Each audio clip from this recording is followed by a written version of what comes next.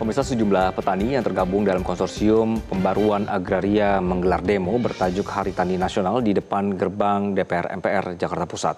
Dalam demo ini sejumlah petani akan menyuarakan sejumlah tuntutan. Konsorsium Pembaruan Agraria atau KPA menuntut pemerintah menuntaskan 24 masalah struktural agraria dan 9 langkah perubahan. 9 langkah perubahan berkaitan dengan dampak 65 tahun Undang-Undang Pokok Agraria atau UU-PA 1960, serta agenda reformasi agraria yang dinilai tidak berjalan sebagaimana mestinya. Ribuan tani melakukan long march dari Gelora Bung Karno menuju gedung DPR dengan membawa sejumlah atribut seperti spanduk dan juga bendera. Salah satu desakan yang disampaikan para petani dalam aksi ini adalah menuntut Presiden untuk membentuk Badan Pelaksana Reforma Agraria Nasional yang lebih otoritatif. KPA menilai gugus tugas reforma agraria atau GTRA yang dibentuk selama 10 tahun pemerintahan Presiden ke-7 Joko Widodo gagal menjalankan reforma agraria. Informasi selengkapnya sudah bergabung bersama kami ada Elma Rosana dari lokasi. Elma, selamat siang. Bagaimana situasi saat ini di sana? Apakah masih berlangsung?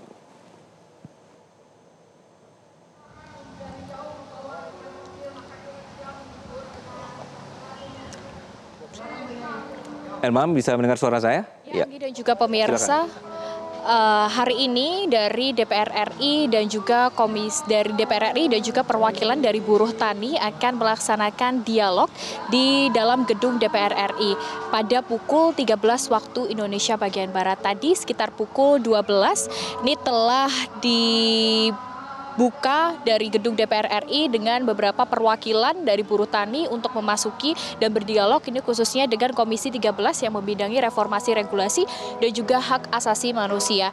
Nah, tadi memang sebelumnya dari Sekjen Konsorsium Pembaruan Agraria Dewi Kartika mengungkapkan DPR RI sebelum pada aksi hari ini atau aksi pagi ini telah menghubungi dari buruh tani untuk mengajak berkomunikasi dan juga dialog. Hanya saja dari pihak buruh tani mengatakan akan membuka dialog apabila dialog ini dihadiri oleh pimpinan DPR RI dan juga kementerian atau lembaga terkait dengan reforma agraria seperti Kementerian ATR BPN, Kementerian Kehutanan, dan juga lembaga terkait lainnya.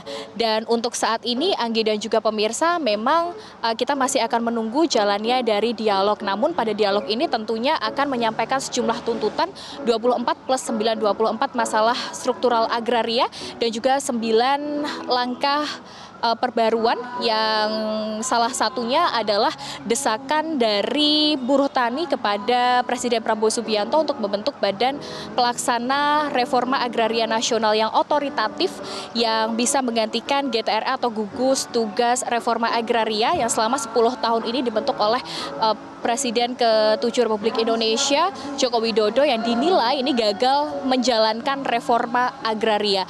Nah, terkait dengan desakan lainnya kita akan mendengarkan pernyataan langsung dari Sekjen KPA Dewi Kartika berikut ini.